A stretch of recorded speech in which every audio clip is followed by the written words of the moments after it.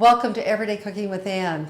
Today we are going to be making one of my husband's favorites that he always nags me to make him because he loves pears. It is pear season and I want to show you what a ripe pear looks like. This is perfectly ripe right now. If you let these sit out after they're green, this is a Bartlett pear. If you let them sit out for a few days until they're just like this or a little bit before like this, then put it in the refrigerator and wait till you're ready to use it. The reason we're making a pear galette because we had a whole bag of these that we let sit out too long and we need to use them up today. So we're going to make my husband's one of his favorites, and it's easy to make even though it might not look like it. So let's get started. This is our apricot pear galette. Okay, to start off, you could make actually your own dough to do the galette, but today we're going to make it even easier for you by using Pepperidge Farm pastry. It's really great to use for other reasons, and sometime I'll show you another recipe I use with the puff pastry as well. But most often I make my own pastry. But today, this is one of the sheets that comes out of the puff pastry. We already made one last night, so I'm going to show you how we're going to make the galette. We're going to roll this out until it's about 12 inches on each side. So we want it just a little bit bigger. And you should take this out after it's already chilled, slightly thawed.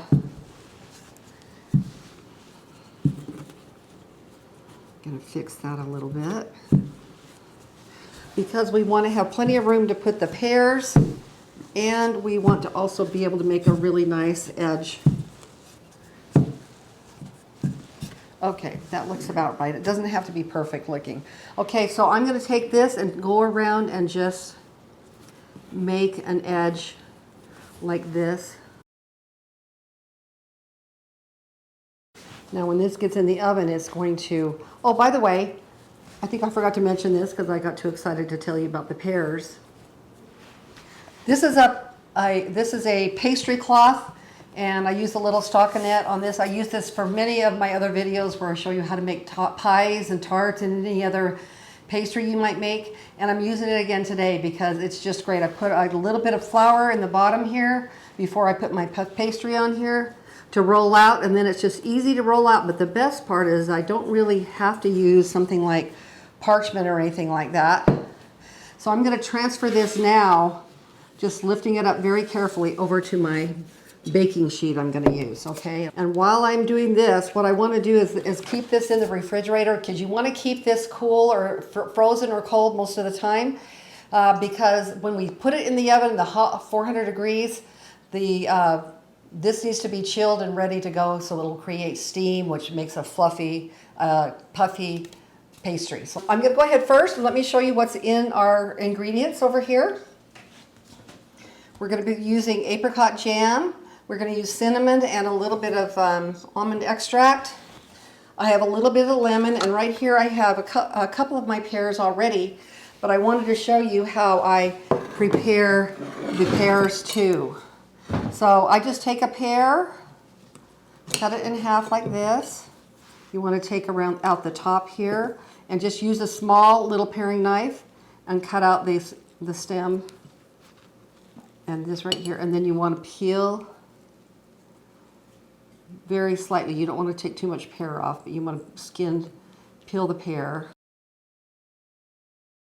So we're going to have a total in this recipe of 3 whole pears. Honestly, this looks so good. I wish I just could eat it because it looks very sweet and perfect. And it's hard to find perfect pears sometimes. But I think the way that you get this is to slowly let them ripen till they're ready to eat. Okay, I also am brushing these right now with a little bit of peel on them won't hurt, but I'm brushing these with some lemon juice to make sure they don't brown up before we're ready to use them. And to prepare these too, I'm just taking, because you're going to be using thin slices, just go ahead and slice them like this. Okay, what we're going to take is I have 1/3 cup of almonds, and I'm putting this in my little mini food processor, my Ninja. I'm going to put that in here along with 3 tablespoons of brown sugar, and I'm going to put just a little tab, maybe maybe half a teaspoon of almond extract in with it as well. Okay, and almonds extract really just brings out the almond flavoring, of course, in this galette. I'm going to turn this on real quickly, and I'm going to beat this all up till I'm going to chop this up until it's kind of almost almonds. You could use sliced almonds instead of whole almonds in this if you have those. It won't take quite as long to do, but it's nice, a nice kind of crunchy mixture right now. That's not very much because you don't need very much. Okay, so I'm going to take half of this right now. Well, actually, we're going to be putting some butter in later.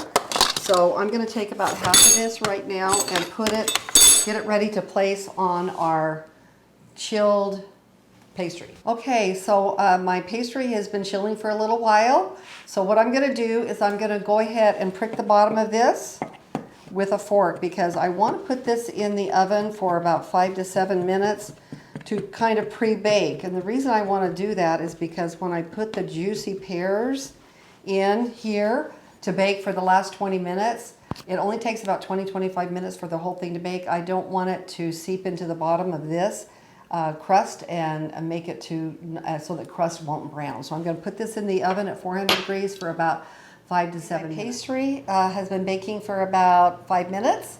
So I just took it out, and now what I'm going to do, and I've got some hot pads underneath here to keep it better because it's still pretty warm, but I'm going to go ahead and spread around my apricot jam. This will be the bottom layer. This just adds a really yummy flavor with the almond. Apricot and almond just go really great together anyway. It just adds an extra bit of fun to this recipe.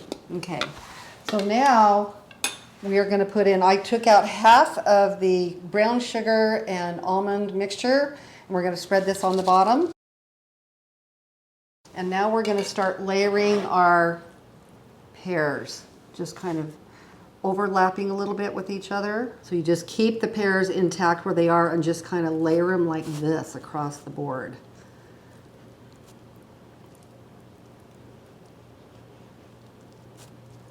Okay, and then I'm going to take my next layer.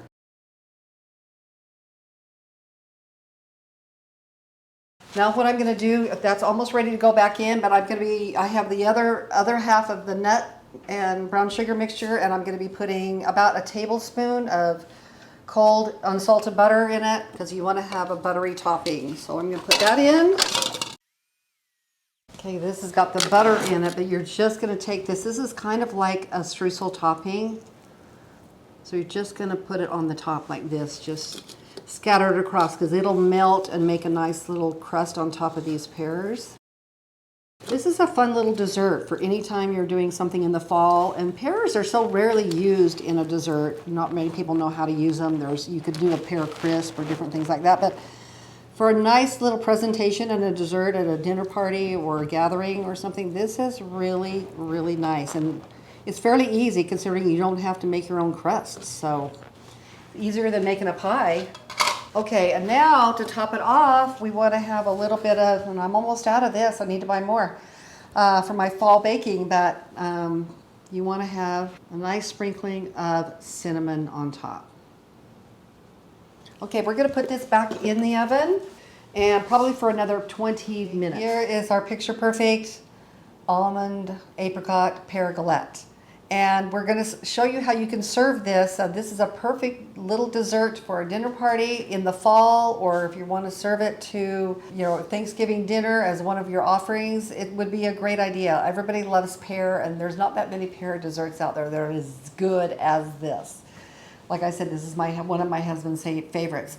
We're going to be serving this today. I'm going to cut this, and this I believe will serve probably 6 people for large servings, and I'm going to go ahead and just cut a piece right here because my husband's going to want some right away. And we are going to serve this, you can serve this with our homemade ice cream that we'll tag here so that you can get the recipe for that. We're going to serve it with, you could also serve it with homemade whipping cream that I've already published that you can see how to make that to serve with it as well. But this is going to be really very elegant and very beautiful.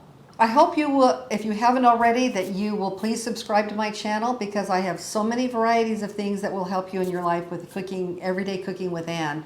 Everything from desserts to salads. I'll be doing main dishes as well. So hope you will subscribe. Thank you.